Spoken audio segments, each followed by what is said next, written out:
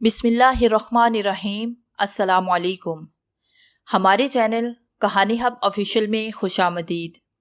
ناظرین، میں آج آپ کے لیے انتہائی خوفناک اور دلچسپ کہانی لے کر آئی ہوں، لیکن کہانی شروع کرنے سے پہلے آپ سے گزارش ہے کہ اگر آپ نے ہمارا چینل سبسکرائب نہیں کیا تو آپ ہمارے اس چینل کو سبسکرائب کر لیجئے اور بیل آئیکن کو بھی پریس کر لیں تاکہ ہر نئی آنے والی ویڈیو بآسانی آپ تک پہنچ سکے۔ وہ چھوٹی سی بستی میں رہتی تھی۔ بستی والے انہیں بڑی عزت کی نگاہ سے دیکھتے تھے کیونکہ انہوں نے جوانی سے لے کر اب تک جس شرافت اور عاجزی سے دن کاٹے تھے ان کی بستی میں مثال نہیں ملتی تھی۔ وہ نہ صرف غیر قبیلے سے تھی بلکہ ان کا دین دھرم بھی بستی والوں سے بالکل مختلف تھا۔ ان کے رہن سہن اور چال چلن سے بستی کی دوسری عورتوں کی نسبت وقار اور شرافت ٹپکتی تھی۔ جب جوگندر انہیں بیاہ کر بستی میں لایا تو سپیرو نے بڑی مخالفت کی اور جوگندر کو بستی سے نکال دینے کی دھمکی بھی دی۔ ان کے قبیلے کا اصول تھا کہ غیر مذہب کی عورتوں یا مردوں سے شادی نہیں کی جا سکتی تھی، جبکہ جوگی نے قبیلے کے اصول کھلم کھلا توڑتے ہوئے سخت نافرمانی کی تھی۔ اوپر سے سینہ زوری بھی کر رہا تھا۔ وہ کسی بھی حال میں مہرو بیگم کو چھوڑنے پر تیار نہیں تھا۔ قبیلہ بدر کرنے کی دھمکی بھی جوگندر پر کارگر ثابت نہ ہوئی تو نہ جانے کیوں قبیلے کے سردار نے اپنے اصول و ضوابط کے برخلاف نہ صرف اسے معاف کر دیا بلکہ بستی میں رہنے کی اجازت بھی دے دی۔ جوگی چونکہ فطرتاً بڑا اچھا انسان تھا، اس نے کبھی بھی کسی کے ساتھ کسی قسم کی برائی یا بد اخلاقی نہیں کی تھی، بلکہ کبھی کسی کے ساتھ غصے کے ساتھ پیش بھی نہیں آیا تھا۔ اس کی اچھائی کے پیش نظر اسے معاف کر دیا گیا تھا۔ مہرو بیگم سنجیدہ قسم کی خاتون تھی۔ وہ بستی کے لوگوں سے یہاں تک کہ لڑکیوں بالیوں سے بھی بڑی کم ملتی جلتی تھی۔ وہ گھر کے کام کاج سے فارغ ہو کر مالا پر کوئی جاب کرتی رہتی یا پھر دن کے مختلف اوقات میں کچھ عجیب و غریب عبادت میں مصروف رہتی تھی جو بستی والوں کو حیرت میں ڈال دیتی۔ لوگوں کے پوچھنے پر جوگی نے لوگوں کو بتایا کہ یہ عجیب عبادت نماز ہے اور مہرو کے دھرم کا نام اسلام ہے، لیکن اس نے بستی والوں سے یہ سب چھپا لیا کہ وہ بھی مہرو بیگم کا دھرم اپنا کر اس روشنی سے منور ہو چکا ہے اور چھپ چھپ کر یہ عبادت بجا لاتا ہے۔ وہ جب بھی اس محلے میں شام کا تماشا دیکھنے جاتا تو وہاں کے لوگ اسے بہت متاثر کرتے۔ وہ کن اکھیوں سے ان کے حرکات و سکنات کا جائزہ لیتا رہتا۔ رفتہ رفتہ ان لوگوں کے اعتبار و کردار اس کے دل میں گھر کرنے لگے تھے۔ وہ اپنے لوگوں کا موازنہ ان لوگوں سے کرتا تو انہی لوگوں کو ہر لحاظ سے بہتر پاتا۔ اب اس کے دل میں تجسس رہنے لگا تھا۔ جب اس تجسس نے بے چینی کا روپ دھار لیا تو وہ ان لوگوں سے جن سے وہ بے تکلف تھا ان کے دھرم کے بارے میں کرید کر باتیں پوچھنے لگا۔ اسے یہ سب بڑا دلچسپ لگتا تھا، مگر نہ جانے کب اس کی یہ معلوماتی کرید اس کے دل کا روگ بن گئی۔ وہ مسلسل بے چین رہنے لگا۔ اس نے سن رکھا تھا کہ کچھ مخصوص قسم کے کلمات اگر پورے دل سے خدا پر ایمان لا کر ادا کیے جائے تو اس دھرم میں داخل ہوا جا سکتا ہے۔ وہ اکثر مسجد کے سامنے سے گزرتا تو اس کے دل میں خواہش ابھرتی کہ وہ بھی اس گھر میں داخل ہو۔ پھر ایک دن اس کی بے چینی عروج پر پہنچ گئی۔ وہ مسجد کی دہلیز پار کر گیا۔ صاف ستھری مسجد میں صفیں بچھی تھی۔ سب سے آگے والی صف پر بیٹھے ایک باریش بزرگ ہاتھ میں مالا پکڑے، آنکھیں بند کیے، زیر لب کچھ بڑبڑا رہے تھے۔ وہ دیوار کے ساتھ ٹیک لگا کر انہیں دیکھنے لگا اور اس کا ذہن دور کے ہی خلاؤں میں بھٹکنے لگا۔ کافی دیر گزر جانے کے بعد اس کا پاؤں تھک گیا تھا تو وہ لڑکھڑا گیا، جس کی وجہ سے کسی چیز کو ٹھوکر لگی اور آواز پیدا ہوئی۔ وہ دل میں سوچنے لگا، جانے اب کیا سلوک کیا جائے میرے ساتھ، مجھے اس طرح منہ اٹھا کر نہیں آنا چاہیے تھا۔ اتنے میں بزرگ نے آنکھیں کھولی تو اپنے سامنے ایک اجنبی کو کھڑے پایا جو بڑے گھبرائے ہوئے لگ رہے تھے۔ انہوں نے اسے دیکھنے کے لیے بیٹھنے کے لیے کہا تو بنا کچھ بولے چپ چاپ ان کے برابر بیٹھ گیا۔ بزرگ اٹھے، ایک طرف پڑے جگ سے گلاس میں پانی ڈال کر لائے اور اسے پیش کیا۔ جسے اس نے کانپتے ہاتھوں سے تھاما اور گٹاگٹ پی گیا جیسے وہ برسوں کا پیاسا ہو۔ جب بزرگ نے اس سے مدعا پوچھا تو وہ یوں گویا ہوا، آپ کے دھرم کا نہیں ہوں میں، مگر دل کھینچ لایا ہے۔ یہ کہہ کر اس نے سر کو جھکا لیا۔ بزرگ اس کی بات سن کر مسکرائے اور کہا، میں ساری بات سمجھ گیا ہوں۔ بزرگ نے اسے ہاتھ سے پکڑ کر اٹھایا اور اسے وہاں لے گئے جہاں ایک کتار میں بہت ساری ٹوٹیاں لگی ہوئی تھی۔ انہوں نے اسے وضو کروایا۔ وضو کرتے ہی اس کے دل کی حالت ہی بدل گئی، اس کے جسم و جان میں سکون کی لہر دوڑ گئی۔ اب اس کا یہ معمول بن گیا تھا، جب مسجد خالی ہوتی وہ امام صاحب کی خدمت میں حاضر ہو جاتا، وہ اسے قرآن پاک پڑھا کر سناتے، لیکن اسے باقاعدہ اسلام کی دعوت کبھی بھی نہیں دی تھی انہوں نے۔ پھر ایک دن اس نے دل کے ہاتھوں مجبور ہو کر اسلام قبول کر ہی لیا۔ امام صاحب نے بڑے خلوص کے ساتھ اس کو تمام مراحل طے کروائے۔ اسلام لانے کے بعد اس نے شادی کرنے کا فیصلہ کیا۔ وہ اب اپنے قبیلے کی کسی غیر مسلم عورت سے شادی نہیں کرنا چاہتا تھا۔ امام صاحب کے لیے یہ ایک مشکل ترین مرحلہ تھا۔ پیشے امام صاحب نے کئی مسلمان گھرانوں میں شادی کا پیغام بھیجا، لیکن کوئی ایک نو مسلم سپیرے کو اپنی بیٹی دینے کو تیار نہ ہوا۔ تو بالآخر امام صاحب نے اصرار کرتے ہوئے اپنی صوم و صلات کی پابند بیٹی سے ان کی شادی کر دی۔ اب وہ مہرو بیگم کو لے کر جوگیوں کی بستی میں آ گیا، جہاں کافی بحث و مباحثے کے بعد وہ مہرو بیگم کو اپنی بیوی کے طور پر منوا پایا۔ ایک بے ہنگم سا شور ان کی سماعتوں سے ٹکرا رہا تھا، یعنی ان کی پرسکون نیند میں خلل ڈال رہا تھا۔ وہ طبیعت کی کسل مندی کی وجہ سے دیر تک سونا چاہتی تھی، مگر یہ ناگوار شور محل ہو رہا تھا۔ انہوں نے جمائی لیتے ہوئے کروٹ بدلی اور آہستگی سے آنکھیں کھولی تو خوف و دہشت نے انہیں مبہوت کر کے رکھ دیا۔ وہ جہاں تھی وہیں بت بن گئی۔ کچے کمرے کی بیرونی کھڑکی سے بہت سے لوگ کمرے میں جھانک رہے تھے اور آپس میں باتیں کر رہے تھے۔ پہلے تو وہ کچھ نہ سمجھی، مگر جب انہوں نے لوگوں کی آنکھوں کے تعاقب میں دیکھا تو دھک سے رہ گئی۔ کمرے میں ہر طرف سانپ ہی سانپ بھرے پڑے تھے، تل دھرنے کو خالی جگہ نہ تھی۔ خوف سے ان کی گھگی بن گئی۔ وہ جو گندر کو آواز دینا چاہتی تھی، مگر آواز ان کے حلق میں ہی دم توڑ گئی۔ دل جیسے دھونکی کی رفتار سے چلنے لگا۔ انہیں اور کچھ نہ سوجا تو انہوں نے آنکھیں بند کر کے اپنے اللہ کو یاد کرنا شروع کر دیا۔ اس دوران لوگوں کی آوازیں بدسور آ رہی تھی۔ انہی آوازوں میں سے ایک آواز بڑی واضح تھی، جس کے کچھ جملوں نے مہرو بیگم کو ٹھٹکا دیا۔ کہنے والا یہ کہہ رہا تھا، ناگ دیوتا کا اوتار آنے والا ہے جوگندر کے گھر میں۔ جوگندر بہت بھاگی شالی ہے جو دیوتا نے اپنے جنم کے لیے اسے چنا۔ ہم نے تو پہلے ہی اس کی اور اس کی پتنی کی بڑی عزت کی تھی، مگر ناگ دیوتا نے ان کے مان سمان کو اور بھی بڑھا دیا ہے۔ یہ قبیلے کے سردار کی آواز تھی جو اپنی نوعیت کی بڑی انوکھی پیشن گوئی کر رہا تھا۔ مگر یہ اتنے سارے سانپ کیوں جمع ہے یہاں؟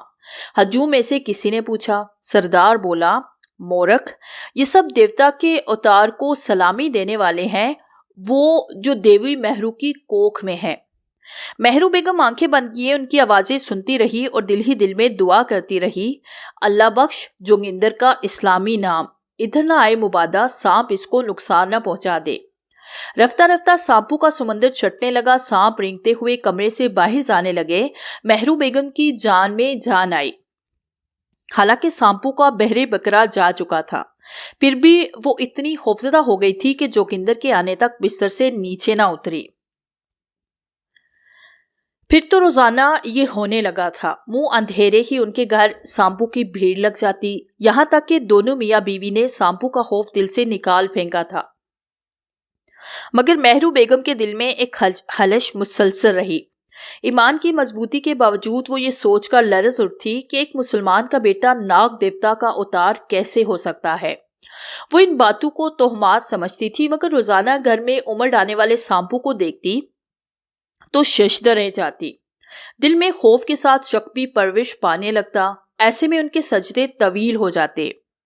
اے اللہ، اس سے پہلے کہ میرا ایمان ڈگمگا جائے تو مجھے اس اذیت سے نجات عطا فرما، وہ دعائیں مانگتی۔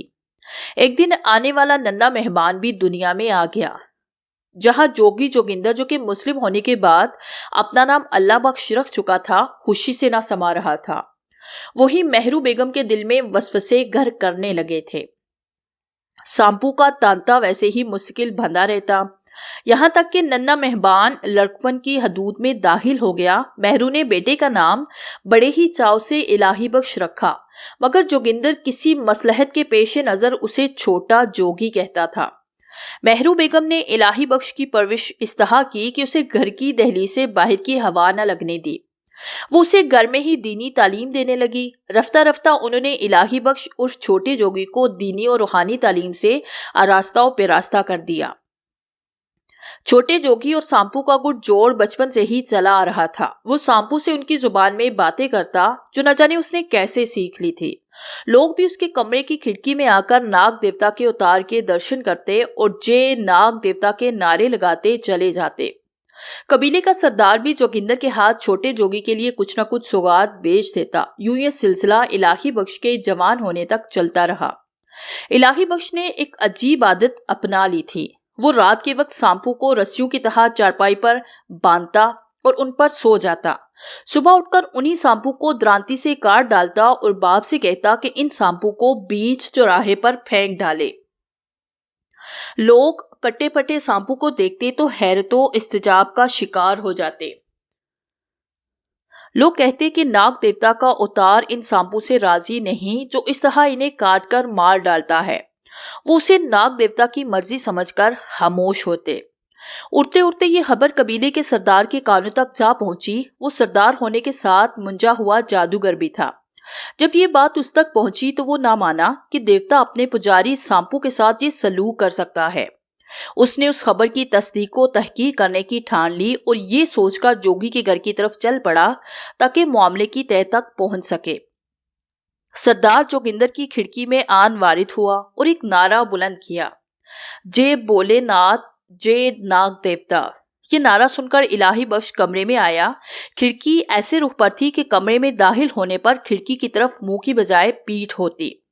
الہی بخش بھی سردار کی طرف مڑا نہیں تھا۔ وہ جھک کر اپنا لباس درست کر رہا تھا کہ سردار بولا، مہاراج کی جے ہو، سیوک درشن کے لیے حاضر ہوا ہے۔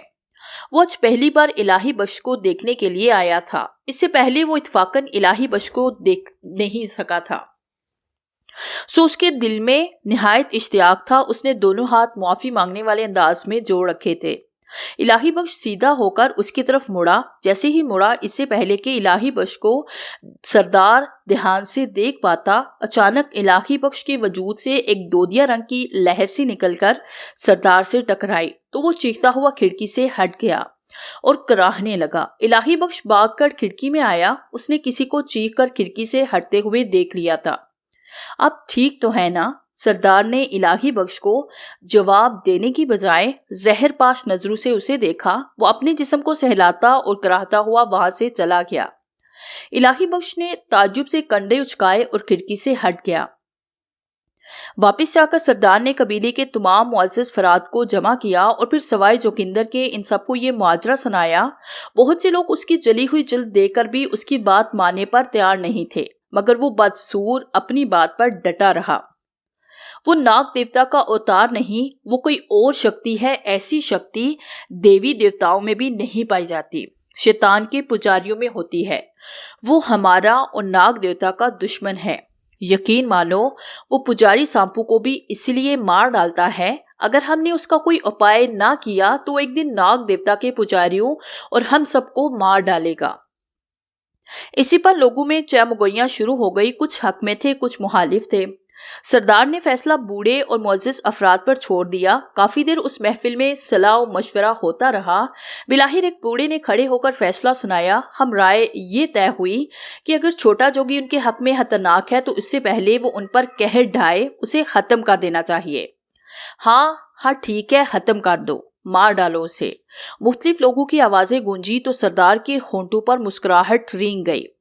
آخرکار اس نے سب کو اپنے ساتھ ملا ہی لیا تھا۔ اس نے مسکراتے ہوئے مکرانہ انداز میں اپنی لمبی لمبی مونچھوں کو تاؤ دیا اور گہری سوچوں میں ڈوب گیا۔